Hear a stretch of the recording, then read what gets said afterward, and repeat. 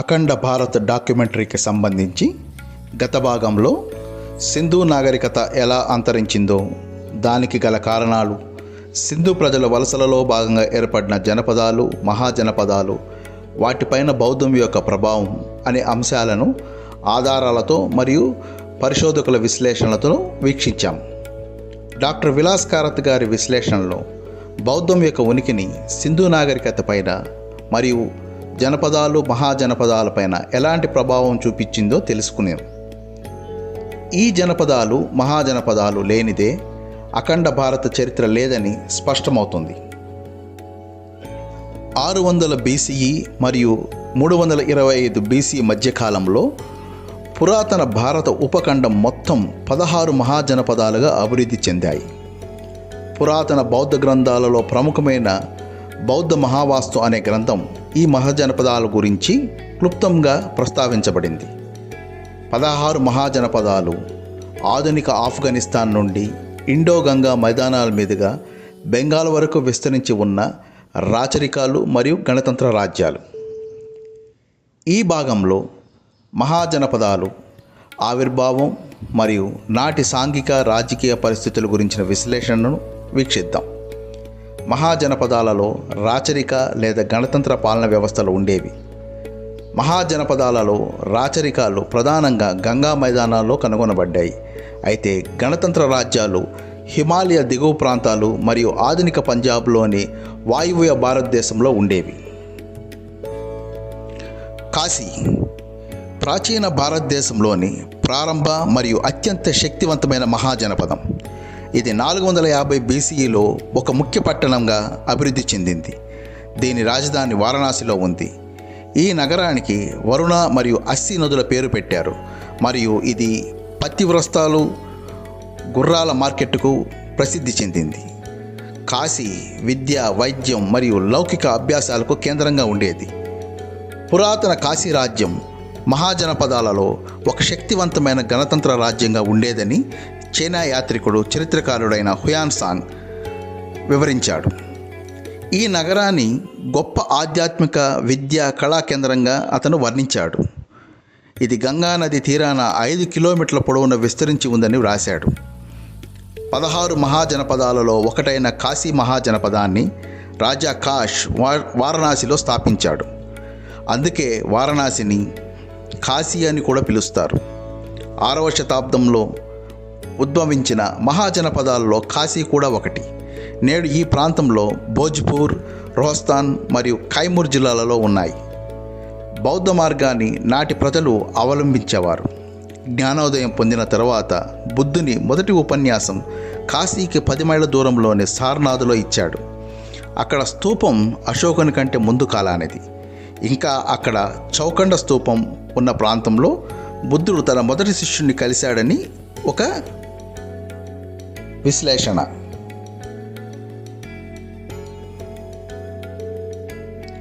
అంగా తూర్పు భారతదేశంలోని పురాతన సింధు నాగరికతకు సంబంధించిన వలస తెగలతో ఏర్పడిన మహాజనపదమే అంగా. దీని కాలం 530 BCE. పశ్చిమాన చంపానది, తూర్పున రాజమహల్ కొండల మధ్యలో ఇది ఏర్పడింది. అంగ తెగ సభ్యులను అంగేయులని కూడా పిలుస్తారు. అంగుత్తర నికాయ వంటి బౌద్ధ గ్రంథాలలో ఈ ప్రస్తావన ఉంది. అంగ రాజధాని కంపా అని పేరు పెట్టబడినది. ఇది కంపా మరియు గంగా నదుల సంగమం వద్ద ఉంది మరియు భారతదేశంలోని బీహార్ రాష్ట్రంలో తూర్పు భాగంలో బగల్పూర్లోని కంపాపురి మరియు చంపానగర్ల మధ్య ఇది విస్తరించి ఉంది. వంగ రాజధాని నగరం కంప ఒక సంపన్న వాణిజ్య కేంద్రంగా ఉండేది. అక్కడ నుండి వ్యాపారస్తులు సిల్క్ రూట్ అని పిలువబడే అనుసంధానమైనటువంటి మార్గం ద్వారా ప్రయాణించేవారు. అంగవంశీయులు వాజ్జి మహాజనపదంలోని లిచ్చివి అనే ఒక గణతంత్ర రాజ్య వంశంతో సంబంధాలను ఏర్పరచుకోవడం వలన అంగ కూడా ఒక గణతంత్ర రాజ్యంగా అవతరించింది. తర్వాతి కాలంలో అది రాచరిక రాజ్యంగా అవతరించింది. వీరు బౌద్ధ సంప్రదాయాన్ని పాటించేవారని బౌద్ధ గ్రంథాలలో వివరించారు. 4వ శతాబ్దం చివరిలో ఇక్కడ తన తీర్థయాత్ర సమయంలో చైనీస్ సన్యాసి పాహియాన్ వంగ రాజధాని నగరం కంపాలో అప్పటికే ఉన్న అనేక బౌద్ధ దేవాలయాలను గుర్తించాడు. వజ్జీ వజ్జీ లేదా వ్రిజ్జీ అనేది ఈశాన్య దక్షిణ ఆసియాలోని పురాతన సింధు నాగరికత వలస తెగలలో అత్యంత శక్తివంతమైన తెగగా ఉండేది. వజ్జీలో ఉన్న అనేక తెగలలో లిచ్చివి తెగ కూడా ఒకటి. ఇది ఒక గొప్ప గణతంత్ర వంశంగా ఉండేది. వీరి ఉనికిని ఇనుప యుగంలో ఉన్నట్లు కూడా ధృవీకరించబడింది. వివిధ గణ సంఘాల తెగలతో కలిసి వజ్జీ ఒక గొప్ప గణతంత్ర మహాజనపదంగా అవతరించింది. దీని కాలం 600-468 బీసీల మధ్యగా ఉండేది. వైశాలి వజ్జీ మహాజనపద రాజధాని. బౌద్ధం వీరి యొక్క ప్రామాణిక మార్గం. వజ్జీ మహాజనపదానికి సంబంధించి వైశాలిలో ఇప్పటికీ మనం ఎన్నో బౌద్ధ ఆనవాలను గమనించవచ్చు. వాటిలో ముఖ్యమైనటువంటిది లిచ్చివీలు బుద్ధుడి అస్థికలతో నిర్మించిన బౌద్ధ స్తూపం.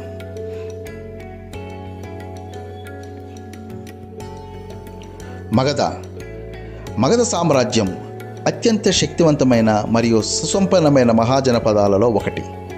మగధలో బలమైన రాచరిక వ్యవస్థ ఉండేది.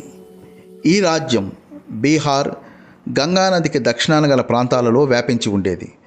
దీని మొదటి రాజధాని రాజ్గిర్. మగధ సామ్రాజ్యం లిచ్చివి, అంగ సామ్రాజ్యాన్ని జయించడం వలన బీహార్ నుండి బెంగాల్ వరకు మరియు ఉత్తరప్రదేశ్ వరకు వ్యాపించింది. భారతదేశానికి చెందిన 2 ప్రధాన సామ్రాజ్యాలైనటువంటి మౌర్య సామ్రాజ్యం, గుప్త సామ్రాజ్యం ఈ మగధ ప్రాంతాల నుండి ఉద్భవించాయి. ఈ సామ్రాజ్య కాలంలో భారతదేశం అనేక రంగాలలో, ముఖ్యంగా గణితం, ఖగోళ, మతం మరియు కళారంగాలలో ఎంతో ముందడుగు వేసింది. బింబిసారుడు మగధ సామ్రాజ్య స్థాపకుడు. ఇతని కాలం 545 బీసీ నుండి 493 బీసీ మధ్యకాలం, అనగా 60 సంవత్సరాలు. మగధను సుమారుగా 130 సంవత్సరాల కాలం హర్యాంక రాజ్యవంశం పరిపాలించినట్లు తెలుస్తుంది. గౌతమ బుద్ధుడు జీవితకాలంలో ఎక్కువ భాగం మగధ సామ్రాజ్యంలోనే గడిపాడు. అతను బోధిగయలో జ్ఞానోదయం పొందాడు. బుద్ధుడు సారనాథ్లోని మొదటి ఉపన్యాసం ఇచ్చినట్లు తెలుస్తుంది. మొదటి బౌద్ధ మండలి కూడా రాజ్గిర్లోనే జరిగింది. ఇండలాజిస్ట్ అయినటువంటి జొహెన్నో బ్రౌన్ కోర్న్ అభిప్రాయ ప్రకారం మగధ సంస్కృతికి పురాతన సింధు ప్రజల సంస్కృతికి పోలికలు ఉన్నట్లు గుర్తించాడు. ఆయన దీనిని గ్రేటర్ మగధ అని కూడా పిలిచేవాడు. సాంస్కృతిక ప్రాంతంలో ఉన్న దీనిని ఇది బుద్ధుడు నివసించినటువంటి మరియు బుద్ధుని బోధనలను అవలంబించినటువంటి భౌగోళిక ప్రాంతంగా గుర్తించాడు. 300 బీసీఈలో గ్రీకు చరిత్రకారుడైనటువంటి మెగస్తనీస్ యొక్క ఇండికాలో మరియు చైనీస్ బౌద్ధ యాత్రికులైనటువంటి హుయాన్ సాంగ్ 4-5వ శతాబ్దంలో మరియు 7వ శతాబ్దంలో వారు రచించబడినటువంటి వారి డైరీలలో మగధలోని అనేక ప్రదేశాలు బౌద్ధ మతానికి పవిత్రమైనవిగాను మరియు వాటి యొక్క జీవన ఆధారాలను పొందుపరిచారు.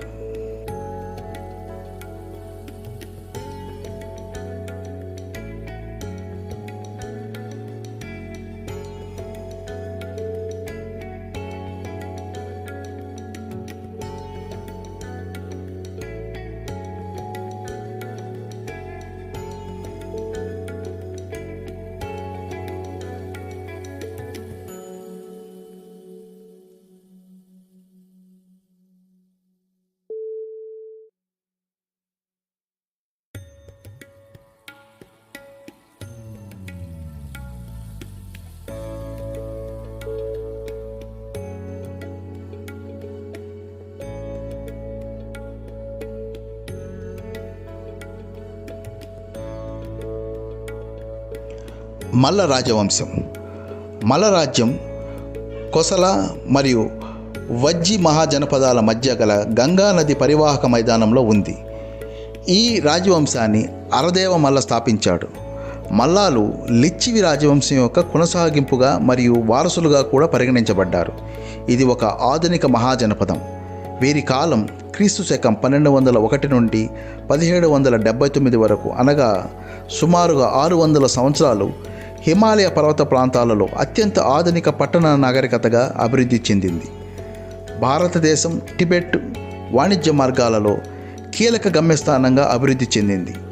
వీరు శారీరకంగా చాలా దృఢమైన వారు, గొప్ప యుద్ధ వీరులుగా పేరుగాంచారు. వీరే తర్వాత కాలంలో మల్లయోధులుగా ప్రసిద్ధి చెందారు.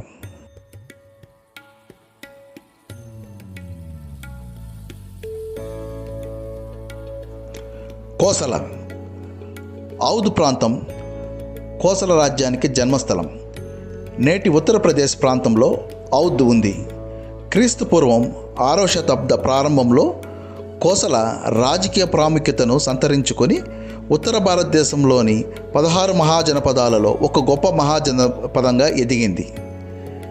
ప్రాచీన భారతదేశంలోని పురాతన రాజ్యాలలో ఇది కూడా ఒకటి. ప్రారంభ కాలంలో కోసల గణతంత్ర ప్రాంతంగా ఉండేది. తర్వాత రాచరిక పాలనలోకి మారింది. బౌద్ధం కోసల ప్రజల ప్రామాణిక మార్గంగా ఉండేది. కోసల సరియు నది అంటే నేటి గాగ్రా నదికి రెండో ఒడ్డున మరియు ఉత్తరాన ఇప్పుడు ఉన్నటువంటి నేపాల్లోకి విస్తరించి ఉండేది. 500 BCEలో ఇది శక్తివంతమైన కాశీ రాజ్యాన్ని కలుపుకుంది. తదనంతరం మగధలో విలీనమైంది. శ్రావస్తి కోసల రాజ్యానికి రాజధాని.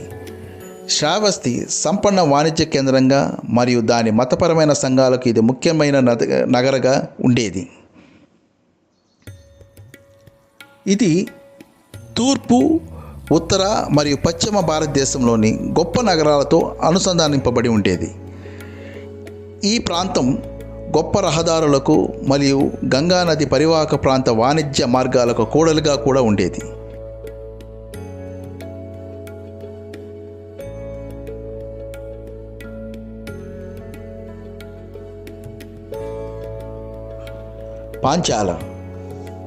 పాంచాల రాజ్యం 5 తెగల కలయికతో ఏర్పడినటువంటి ఒక మహాజనపదం. ఇది 500 BCEలో ఏర్పడింది. ఇది చాలా సంపన్నమైనటువంటి శక్తివంతమైనటువంటి రాజ్యం. పాంచాల రాజ్యం యొక్క రాజధాని కంపిల్య మరియు దాని భూభాగం ప్రస్తుత ఉత్తరప్రదేశ్ మరియు ఉత్తరాఖండ్ రాష్ట్రాలలో ఉన్నాయి. ఇది కురు రాజ్యంతో సన్నిహితంగా ఉండేది. రాజకీయ శాస్త్రవేత్త సుదామి మిశ్ర ప్రకారం పాంచాల జనపదం యొక్క పేరు 5 తెగలు లేదా 5 వంశాల కలయిక వల్ల ఏర్పడినదని తెలుస్తుంది. ఈ 5 వంశాలు క్రివీలు, తురుష్వాలు, కేశనీయులు, నృంజీయులు మరియు సోమకులు. ఈ తెగలు అన్నీ సింధు నాగరికతకు సంబంధించిన పురాతన తెగలే.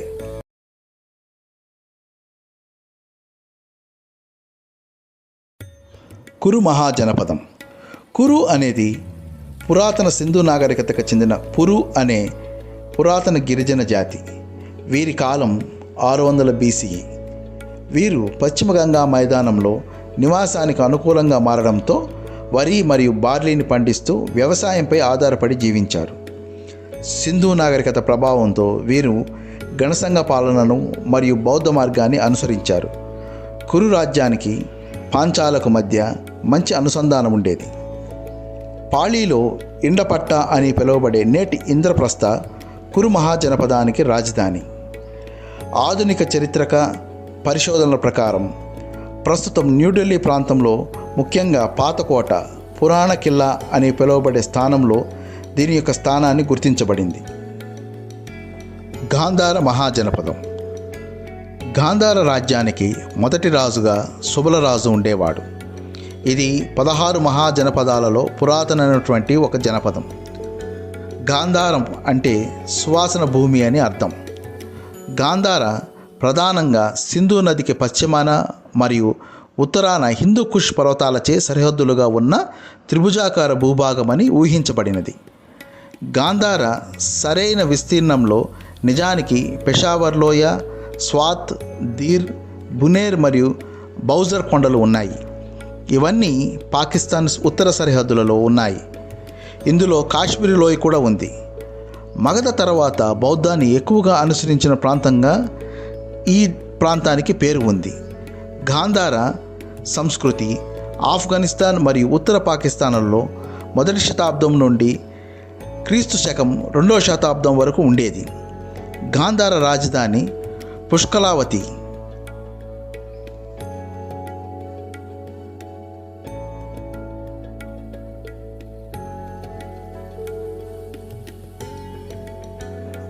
గాంధార గురించి చైనా యాత్రికుడైనటువంటి హుయాన్సాంగ్ తన డైరీలో విపులంగా ప్రస్తావించాడు.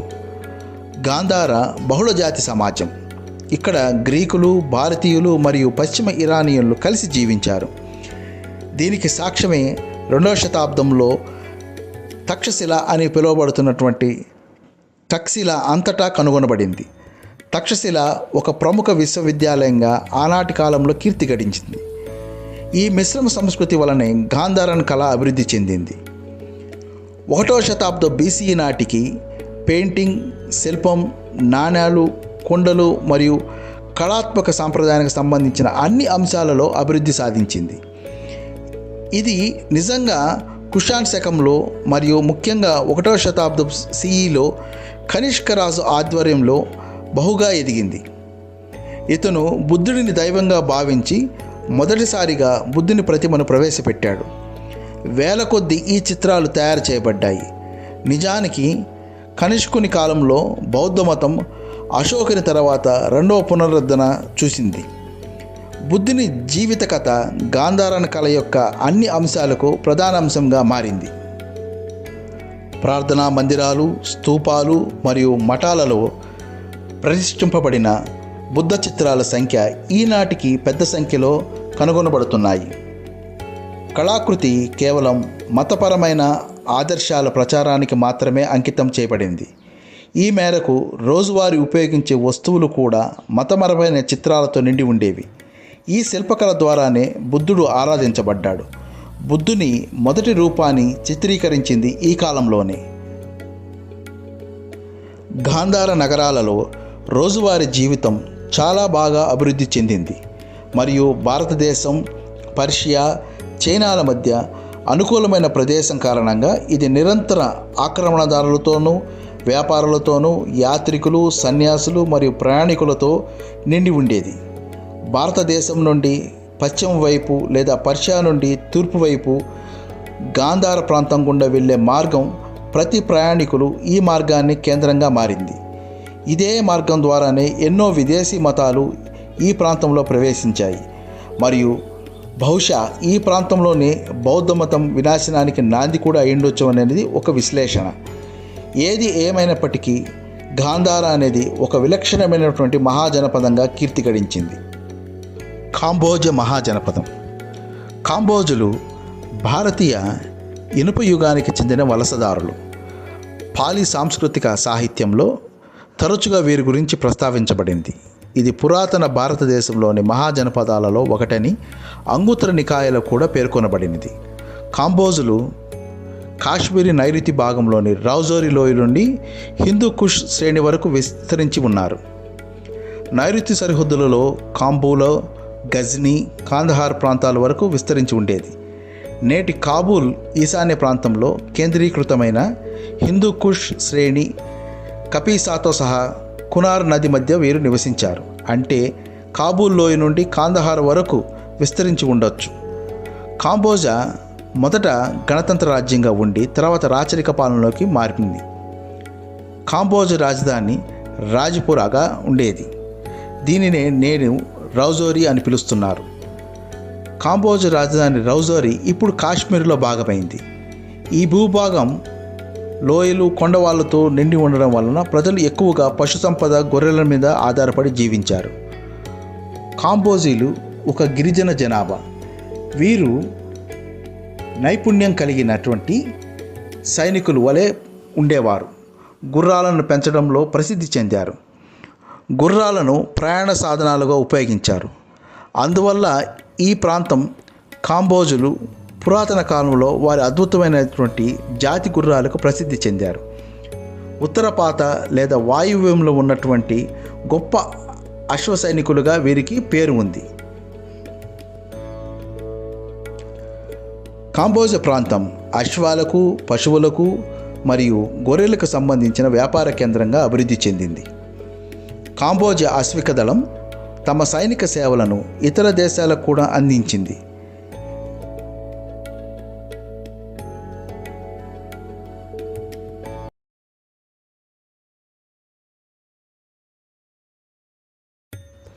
మత్స్య మహాజనపదం. కురు రాజ్యానికి దక్షిణాన మత్స్యరాజ్యం ఉండేది. అనగా యమునా నదికి పశ్చిమాన వారు పరిపాలించారు. ఇది రాజస్థాన్లోని జైపూర్, ఘాజీ రాష్ట్రానికి అనుగుణంగా ఉంది. అంతేగాక హిందాన్, ఆల్వార్ మొత్తం భూభాగం భరత్పూర్ యొక్క కొంత భూభాగాలతో కూడా ఏర్పాటు చేయబడింది. మత్స్యరాజ్యం రాజధాని విరాట్ నగరి, ప్రస్తుతం బైరత్. ఇది జైపూర్కి 66 కిలోమీటర్ల దూరంలో ఉంది.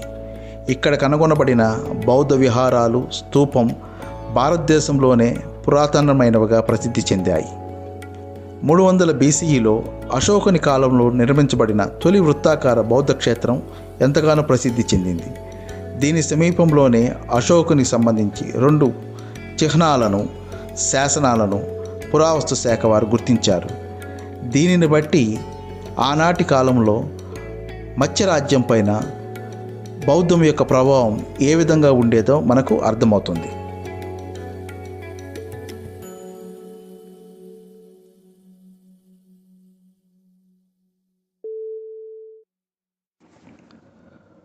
శూరసేన లేదా సౌరసేన ఇది ఒక పురాతన భారతీయ రాజ్యం. ఇది ఇప్పుడు ఉత్తరప్రదేశ్లోని బ్రజ్ ప్రాంతంలో ఉంది.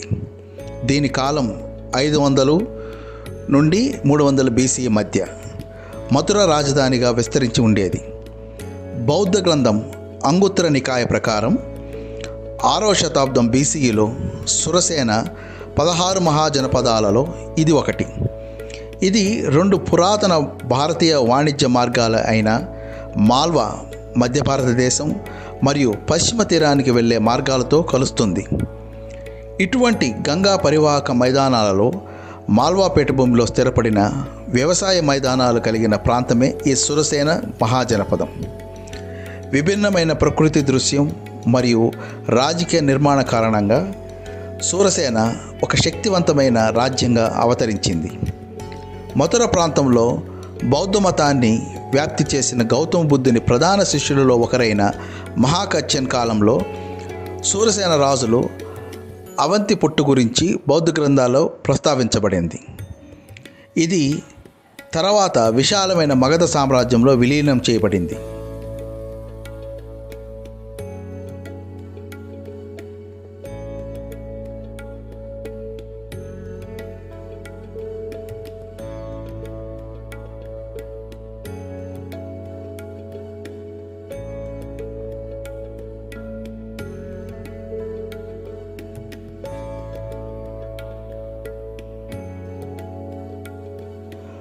వత్స మహాజనపదం. వత్సలు కురు రాజవంశ శాఖ. ఇది ఒక రాచరిక మహాజనపదం. ఉత్తరప్రదేశ్లోని ఆధునిక అలహాబాద్ ప్రాంతంలో యమునా మరియు గంగా నదుల సంగమం వద్ద వత్స ఉంది. అలహాబాదుకు కొంత దూరంలో యమునా నది ఒడ్డున ఉన్న కౌసంబి వత్స రాజధాని. కౌసంబి వద్ద జరిపిన త్రవ్వకాలలో కాలిన ఇటుకలతో కూడిన చక్కటి ప్రణాళికబద్ధమైన నగరం బయటపడింది. క్రీస్తుపూర్వం 6వ శతాబ్దం నాటికి కుండలు మరియు ఇనుప వస్తువుల వంటి కళాఖండాలతో భారతదేశంలో తొలి నగరాలలో కౌసంబి కూడా ఒకటి. వత్స ఆర్థిక కార్యకలాపాలకు కేంద్ర నగరం. 6వ శతాబ్దం BCEలో సంపన్నమైన వాణిజ్యం మరియు వ్యాపార ప్రాంతంగా అభివృద్ధి చెందింది. గౌతమ బుద్ధుని కాలం నాటికి కౌసంబి సంపన్న వ్యాపారాలతో కూడిన సంపన్న నగరం. ఉత్తర, పడమర మరియు దక్షిణం వైపు ప్రయాణించే సరుకులు మరియు ప్రయాణికులకు ఇది ఒక ముఖ్య కూడలి. బుద్ధుని జీవిత చరిత్రలో ఇది ఒక ముఖ్యమైన పాత్రను పోషించింది. చెడి మహాజనపదం. మౌర్య రాజ్యం యొక్క స్థానిక వారసులలో చేతి లేదా చెడి రాజవంశం ఒకటి. ఈ రాజవంశానికి ముందు మౌర్య రాజవంశం తర్వాత అనేక ఇతర రాజవంశాలు వచ్చాయి. అవి శుంగ, కణ్వ, శాతవాహనాల, ఆపై చెడి లేదా చేతి రాజవంశం వస్తుంది. ఈ చేతి రాజవంశం 100 BCEలో స్థాపించబడింది. ఈ మహాజనపదం 600 BC మరియు 100 BC మధ్య వరకు ఉండేది. చెడి అనేది మధ్యప్రదేశ్లోని బుందేల్ఖండ్ డివిజన్లో ఉన్న పాత మహాజనపదం. చేది మహాజనపదం యమునా నదికి సమీపంలో తూర్పున మల్లా పురుగున ఉండేది మరియు కురు మహాజనపదానికి ఆనుకుని ఉండేది. ఇది ఆధునిక బుందేల్ఖండ్ మరియు దాని చుట్టుపక్కల ప్రాంతానికి దాదాపుగా అనుగుణంగా ఉందని విశ్లేషించబడింది. ఇది పురాతన చరిత్రలో అత్యంత ప్రసిద్ధి చెందిన రాజవంశాల్లో ఒకటి. కానీ దురదృష్టవశాత్తు ఈ రాజవంశం గురించినటువంటి ఎక్కువ సమాచారం అందుబాటులో లేదు. రాజవంశం యొక్క చాలా సమాచారం చరిత్ర నుంచి దాచబడింది లేదా చరిత్ర నుంచి తొలగించబడింది. చెడి రాజవంశాన్ని ఈ రాజవంశం గురించి మనకు తెలిసినదంతా ఒడిస్సాలోని భువనేశ్వర్ సమీపంలో ఉన్న హతిగంఫా శాసనం ద్వారానే. ఇవి చాలా పాత శాసనాలు మరియు చేతి లేదా చెడి రాజవంశం గురించి మనకు ఉన్న సమాచారం ఇదొక్కటి మాత్రమే. ఈ శాసనం కళింగ పాలకుడైనటువంటి కరవేలు గురించి ముఖ్యమైన సమాచారాన్ని తెలియజేస్తుంది. 1885 సంవత్సరంలో భగవన్లాల్ ఇంద్రాజీ అనే చరిత్రకారుడు చెడి సామ్రాజ్యం మీద ఎంతో అధ్యయనం చేసి 6వ అంతర్జాతీయ ప్రాచ్య పరిశోధకుల సదస్సులో తన పరిశోధనను సమర్పించాడు. ఈ శాసనంలో ప్రశంసించబడినటువంటి రాజు పేరు కరివేలుడని మొట్టమొదటిగా తెలియచేసినటువంటి వ్యక్తి ఇతనే. ఇది తప్ప ఈ రాజవంశానికి సంబంధించినటువంటి ఏ ఇతర ఆధారం ఇప్పటికీ అందుబాటులో లేదు. అవంతి మహాజనపదం. అవంతి ఒక ప్రాచీన భారతీయ జనపదం. ఇది ప్రస్తుతం మాల్వా ప్రాంతంగా వ్యవహరించబడుతున్నటువంటి మధ్యప్రదేశ్, రాజస్థాన్ రాష్ట్రాల్లోని ప్రాంతాలలో విస్తరించి ఉంది. క్రీస్తు పూర్వం 6వ శతాబ్దానికి చెందిన బౌద్ధ గ్రంథం అంగుత్తర నికాయలో అవంతిని గురించినటువంటి విశ్లేషణ ఉంది. శిశునాగ వంశం, నందవంశ రాజులలో మగధను పరిపాలిస్తున్న కాలంలో అవంతి మగధలో భాగంగా ఉండేది. మౌర్యుల పరిపాలన కాలంలో అవంతికి ఉజ్జయిని రాజధానిగా ఉండేది. రుద్రడమానుడు వేసిన జునాగఢ్ రాతి శాసనం ప్రకారం చంద్రగుప్త మౌర్యుడి పరిపాలనలో పశ్చిమ ప్రావిన్సెస్కు పుష్యగుప్తుడు పరిపాలకుడుగా ఉన్నాడని తెలియబడుచున్నది. ఇది మధ్యప్రదేశ్ రాష్ట్రంలో ఉంది. అవంతి అత్యంత సంస్కారవంతమైన రాజ్యం. ప్రజలు వారి కళా, సాహిత్యం మరియు సంగీతానికి ఎంతగానో ప్రసిద్ధి చెందారు. ఈ స్థానం విద్యా కేంద్రంగా కూడా ఉండేది. అవంతి బౌద్ధాన్ని అనుసరించిన రాచరికం.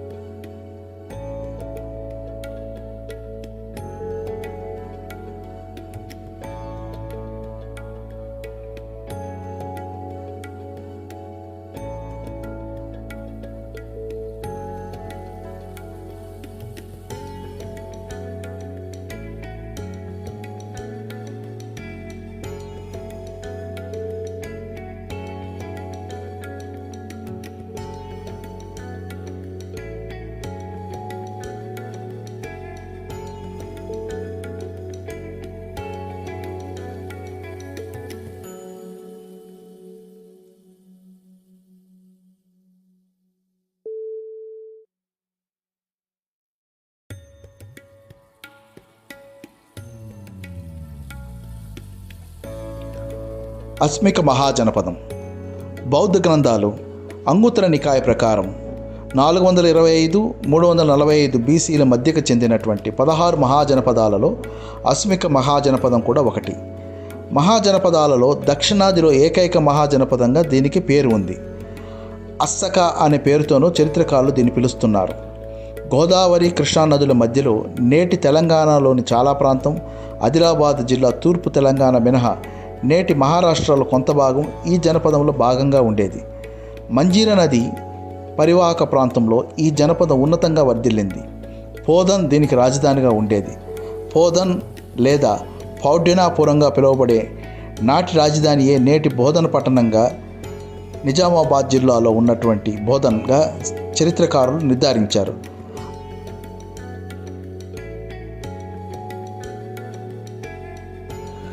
నాటి పురాతన 16 మహాజనపదాల యొక్క సమ్మేళనమే నేటి ఆధునిక భారతదేశం యొక్క రూపం. దీని గురించినటువంటి ఇంకొంత విశ్లేషణను తర్వాత భాగంలో ఇంకొంత విపులంగా చర్చిద్దాం.